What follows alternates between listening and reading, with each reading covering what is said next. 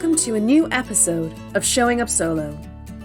These days, it's not enough to be a small business owner. You also have to be an online marketing expert, an accountant, a website designer, a content creator, and the list goes on. You know how important marketing is, but if you're spending all your time selling your services, how will you have any time left to actually provide them? That's where Showing Up Solo comes in. Showing Up Solo is a video podcast giving you the ins and outs of online marketing from solopreneurs just like you. Tune in every other Wednesday for easy-to-implement advice, guest experts, and plenty of food analogies. Thanks for tuning in, and now, on to the main episode.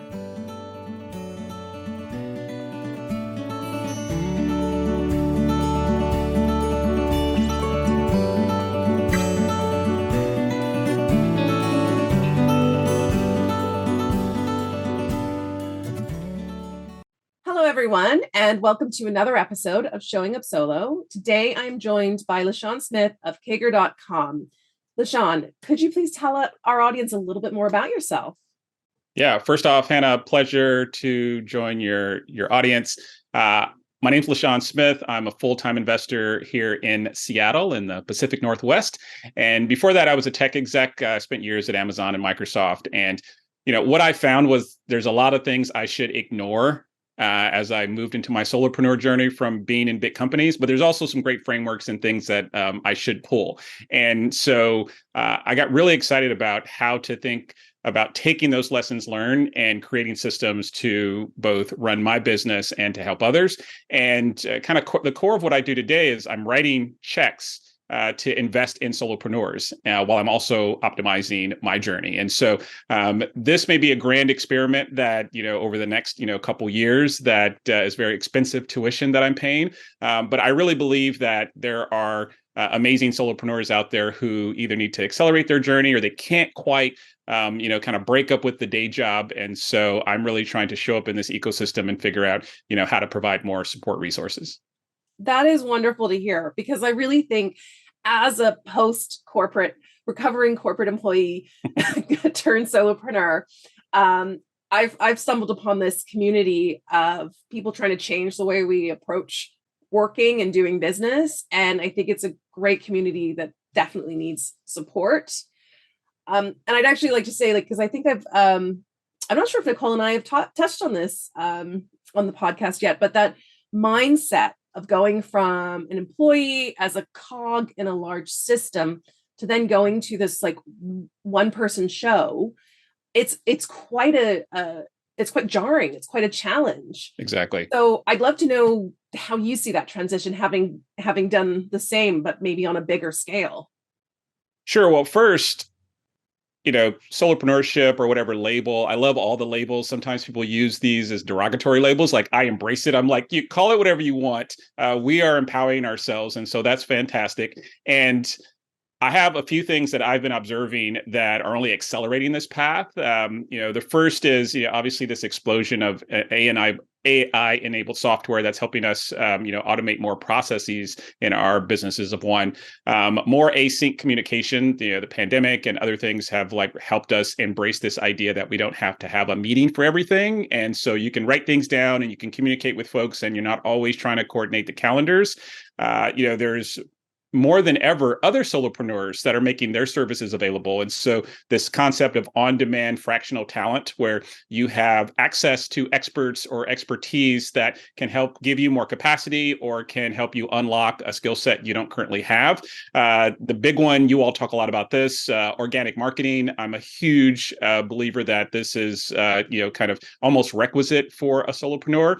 And then finally, zero negotiation sales, not just productizing your service, but moving away from discounts, volume pricing, like this is the price, helping folks get the, your rate card as quickly as possible, ideally allowing folks to pay online if the service you provide kind of fits that model. But these are the things that I believe have kind of enabled and accelerated, these opportunities for all of us. And then I look at, I call it the talent stack. There are many other labels for this. Is like, how do you figure out what makes you a unique one of one to take advantage of these kind of macro drivers? Because these are the tailwinds that are pushing and I think going to accelerate solopreneurship. And your talent stack is just, what makes you unique? How do you deliver it? And what experiences have you had? I have a set of questions that I like to ask. What are you exceptional at and why?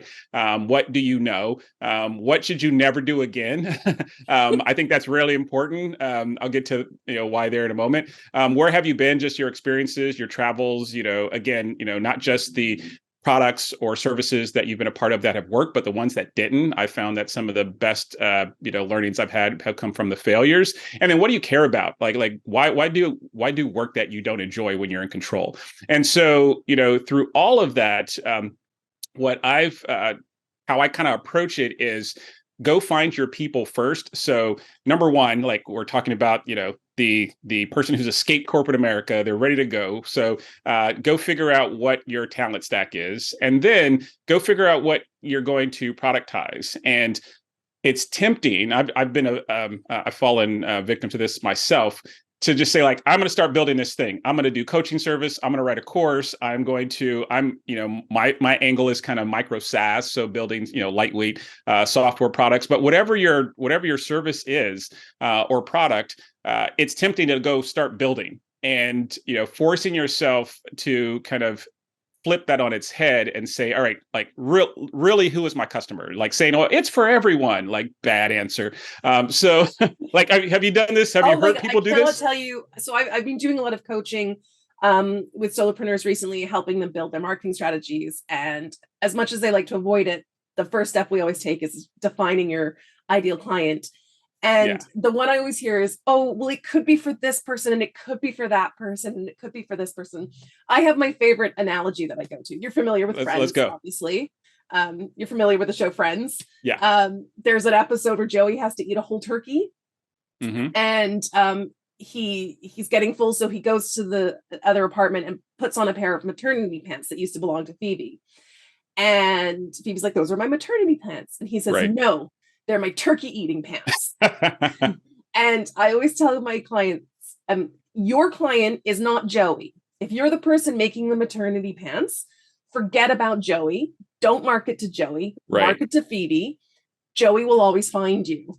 And kind of getting people to put that narrow focus on and stop thinking about who could work with you and think about who you want to work with you. 100%. Yeah. Yeah, and that ties to the previous point on organic marketing. So once you choose your people, you can go find like where are they spending time today. And I really believe kind of building some type of distribution before you start building your product is very important. Now, some folks are trying to manage their cash flow. They're like, I need to make money now, and so I think the timing is going to work differently for different individuals. But it's, I believe, really important to go figure out your distribution strategy. I call it the relationship moat. Like, how are you going to build relationships with your customers where there's high trust and you have direct content? You're not going through a proxy, and from there you're going to surface the right pain points. And once you have you hear those pain points, then you can go to thinking about how do you build and deliver, and you're kind of paying that off. And the iteration loop is much more powerful because now you're serving this demand, not just kind of guessing what people's pain points might be. Yes. Yeah. And that is really important, is to really dig deep into what people want and need. The other common mind block I face with clients, which I think you touch on in those 3 questions you say you ask, is a lot of people think about what they could do versus what they want to do. So not just like who they could work with versus want to work with.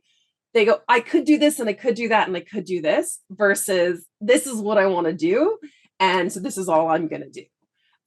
Is that something you come across all the time as well? Yeah. I mean, and again, I coach, I don't do paid coaching. I actually use coaching as a way to kind of gain customer signal, because my customer is the solopreneur. And so I have, weekly and monthly and a few quarterly folks that I talk to on a recurring basis. And while I'm there trying to add value to them, I'm also trying to listen to their pain points and how they're navigating things, and it helps me think about how I want to build products and how I can invest in this group of folks. And so I see that 100%, and it's the pattern that I've recognized is folks want to keep that optionality on the table and say, oh my goodness, if I go double down here, then I'm removing all of these other options. One of the concepts in the film industry is called the 4-quadrant film, and that's the film that's for the young person and the old person, men and women. Like it's for everybody.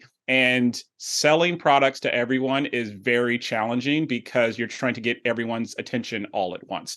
And so the Halo concept of just, really being more specific, go get your first, and again, these all, are shaped by what type of business you're in, but go get your first 10, 20, 100 customers. Again, if you have a coaching business, that's a different number than maybe an info product or what have you, but you can be highly, kind of high touch on those early customers, and you want to talk to these people. And so it's like, go get on a Zoom. Don't just think like, what's the quickest way for me to get them to the cash register? If you're starting with 0 customers today, or you just have your first 2, like every person who shows up is someone you should get on the phone or a video chat to talk to learn more. But also that's an opportunity for you to turn those folks into your supercharged word of mouth engines. And so I'm just a huge believer that the idea of taking options off the table is actually more dangerous. You want to focus in, and then once you find what's working, you can then expand, and it's a lot more repeatable.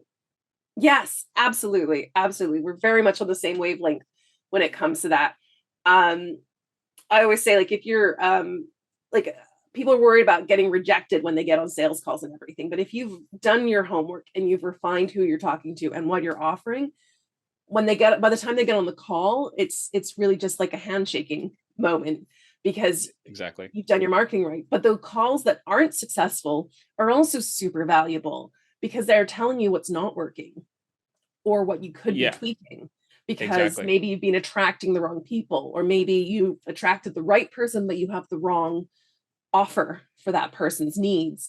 So like, fear of rejection is such a stopping point for a lot of solopreneurs in their online marketing, but rejection's amazing. Yeah, well, and that there's many quotes around this, but when you increase your reps and you fail more often, you're actually increasing your chances of success just because of those repetitions. And it's so tempting to want to pre-optimize parts of your funnel. And I say funnel generically because I do feel that we should be collapsing these. I want to come back to your opening question around moving from corporate to a business of one.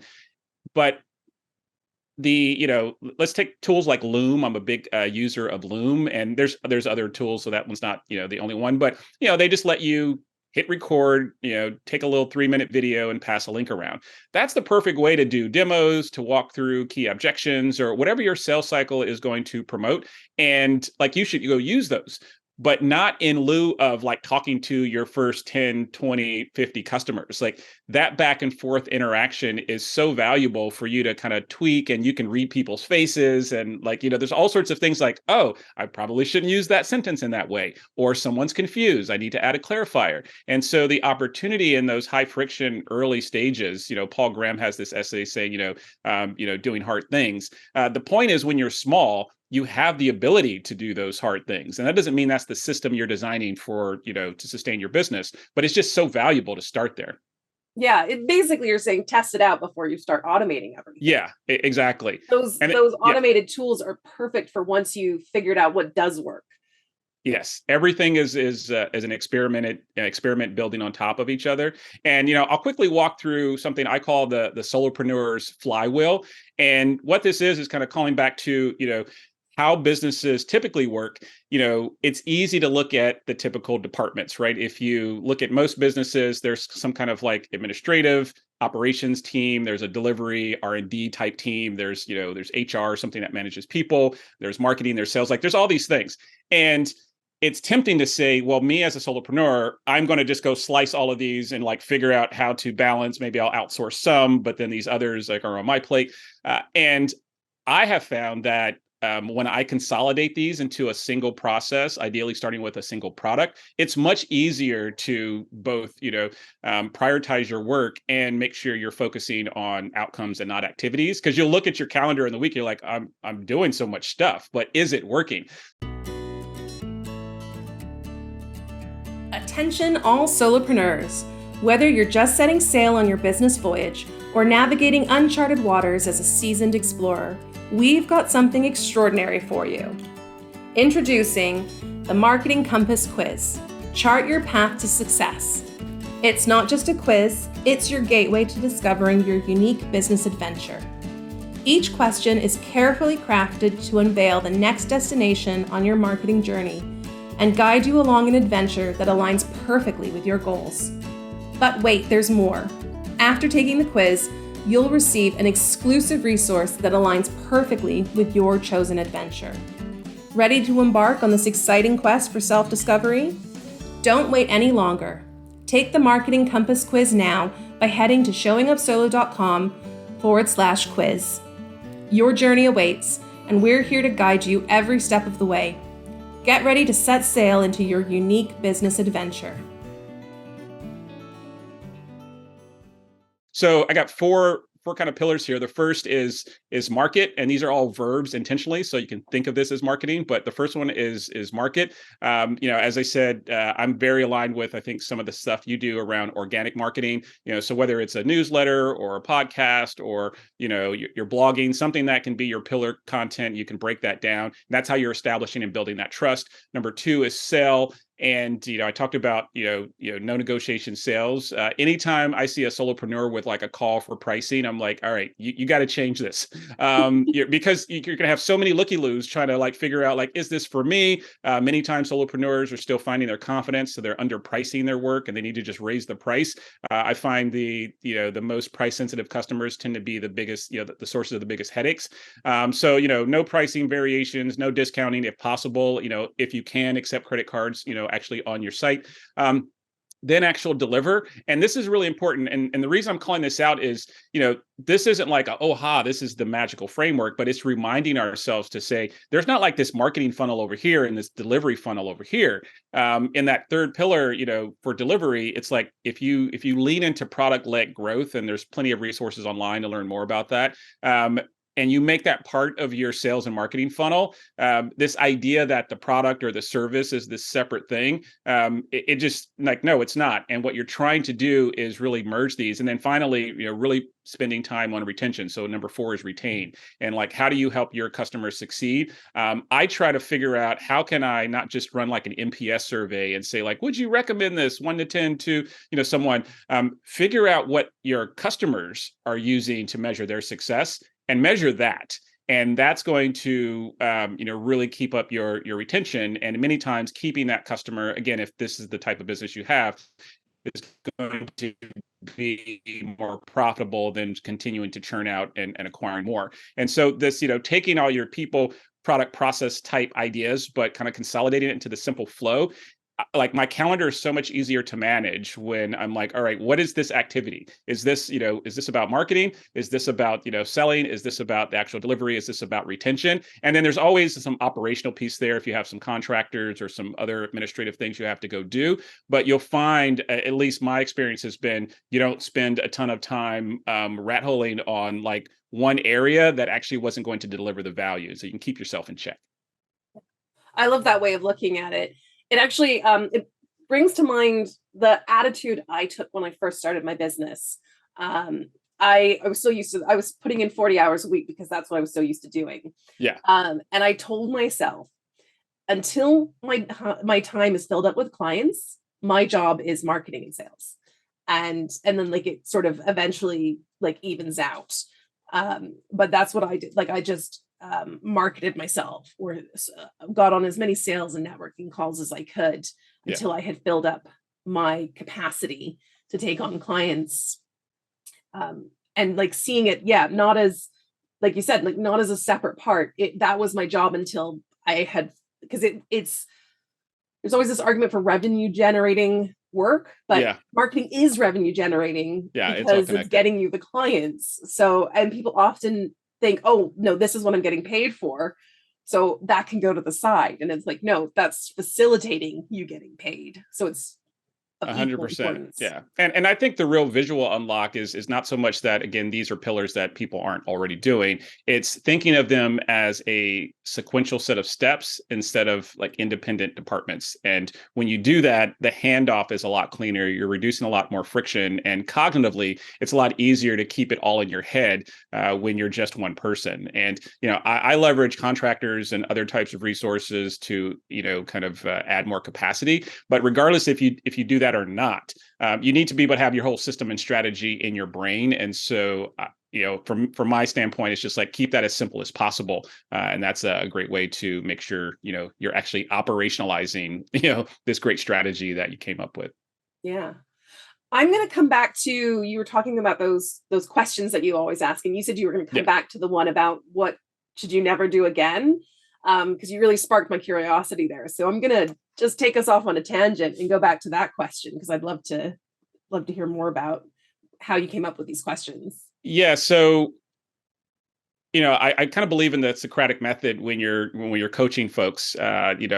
We shouldn't pretend there is one path that's going to work for everyone. And so a lot of it is helping folks kind of find the answer themselves. But the reason that particular set of questions has served well in coaching sessions is we, and I'm generalizing obviously here, but we can sometimes kind of hold back the parts of our journey that aren't great because we're trying to present ourselves because we know we need social proof, we need credibility, we want to, our egos don't want to be kind of damaged and like this person is a loser, but really that's the magic that I find in what to do. And so, for instance, give you a couple quick anecdotes to make it more less abstract.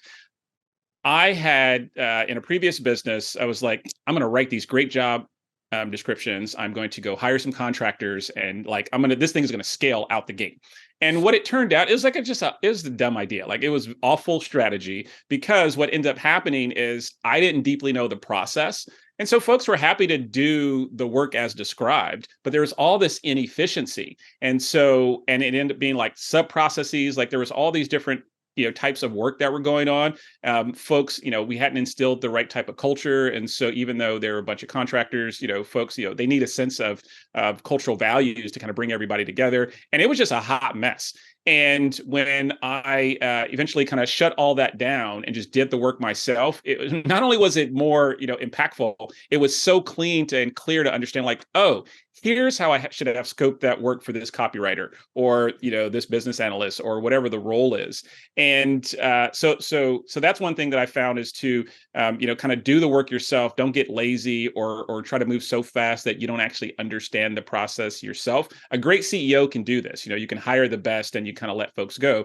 I don't think that strategy is as applicable for a solopreneur because everything is so tightly coupled. And so if you outsource kind of your core value add, you're going to create a very brittle system. Another thing that I've, fallen victim of is something that worked very well in corporate environments. So like I said in the onset, there's a great set of tools that I pulled from those experiences, but the magic is really trying to figure out what to ignore. And frankly, you should ignore most of it. Like that's the unfortunate part. But yeah, I would think like, oh, of course, this is the way I would do this. Like we should have this weekly meeting and this meeting should talk about these things. And so, for instance, now for the solopreneurs I'm investing in, we have a one-on-one every week to kind of talk planning and strategy. And there's a small doc that they write. And so, from my previous experience, I found that writing is really critical, whether it's digital/marketing writing or it's business writing. We could talk about why those are maybe different muscles, but just simplifying to that one meeting is all I need to do to interact with that person over the course of the week. And like all these other superfluous kind of touch points, they just weren't necessary. And so those are some of the mistakes and kind of at a macro level, just kind of up leveling. I've worked on products and different types of businesses that have failed horribly. And if I look at like why they failed, it was like, didn't have a clear mission. We weren't really operationalizing around the real success metrics, didn't have super clear success metrics or targets. We were kind of chasing, customers instead of actually, picking that customer and then solving their problem. So a lot of the obvious pieces, but it's like forcing ourselves to have the discipline that if you were working for someone, you would go have a bar that says, all right, like I'm going to get fired if I don't show up in this way. Like you need to treat yourself as that same level of accountability. And I look at it as the way I look at it is like as a VC or someone who might invest in other companies, you're investing, capital, cash. As a solopreneur, you're not a capital allocator, you're a time allocator. And you have to figure out where the best bangs of my buck and really just optimizing how you spend your time and how you make high confidence decisions. Like looking at all the missteps that we made in life, like those are, I think, where you get more resilience and you make decisions, not only higher confidence, but you make them faster. And that speed is kind of the magic for a solopreneur. Yeah. I think we could probably talk about this topic for hours and hours. You obviously are a font of knowledge. But I would like to know, LaSean, what would be your kind of key takeaways or top pieces of advice for our audience who are maybe at the beginning of their solopreneur journey or trying to get a better handle, especially as it relates to marketing? Yeah, I would say two things. First off, really think about how you systematize your work. And then, many times it's going to be focusing where you can on more one-to-many exercises and not just one-to-one. It's always a balance, but I think that's like really critical. And when you do that, you're going to be able to take advantage of many of the tools that are out there today, on the AI front or just the process optimization in general. These are going to slot in a lot more naturally when you have that. So that's thing number one, just really think about how to create systems in your work. And if you kind of pull that thread of marketing, sales, delivery, retention, then it's going to be very obvious where you can park that in. And then the other thing I would leave folks with is, and we didn't talk about this, is it can be lonely being a business of one or a solopreneur. And I'm a big proponent of the concept of a personal board of directors. And so, I'll wrap with this because, all your supporters don't have the same persona or role. And there's kind of 4 roles in this framework. The first is you want to have advocates. These are folks who are going to become connectors, folks who open doors. They might sponsor you. You're going to have developers. These are going to be coaches, mentors, advisors. You want to have what's called innovators. And these are the people where you dream with, right? You go brainstorm, maybe these are more your peers. And then you want to have supporters. And these are your cheerleaders, energy lifters, family, friends. My mom doesn't necessarily know exactly what I do for my work, but she's the cheerleader, right? And so if you can explicitly, this isn't like, oh, kind of think about this. No, find 2 to 3 people for each of these roles. And over the course of, I try to do it at least quarterly, have a 30-minute call with each of these folks. You're just going to find that the journey is less lonely, and that structured approach is also going to force more social accountability on yourself. And that's a huge unlock beyond like buying some better software or documenting things. It's like you need the right social structure. And so that personal board of directors can be a huge unlock. I love that. Because listeners will know Nicole and I always talk about finding a business accountability buddy. That is what Nicole is to me. We both have our own businesses, but we'll team up on projects, but we also are there to like remind each other about our boundaries and to raise our rates and help brainstorm new services to offer. What you've done is a lot more digging into it a lot deeper and expanding it from just your business bestie. But I love that because it is so true. You have to, just because you work on your own, actually that's what we say all the time, just because you're a solopreneur doesn't mean you're on your own.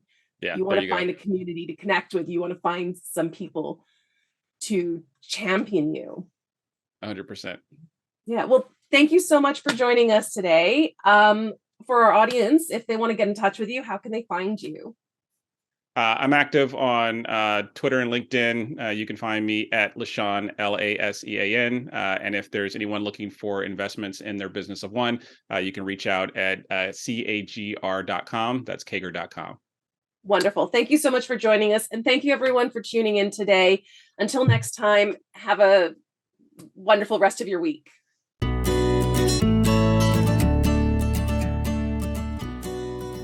Thanks for listening.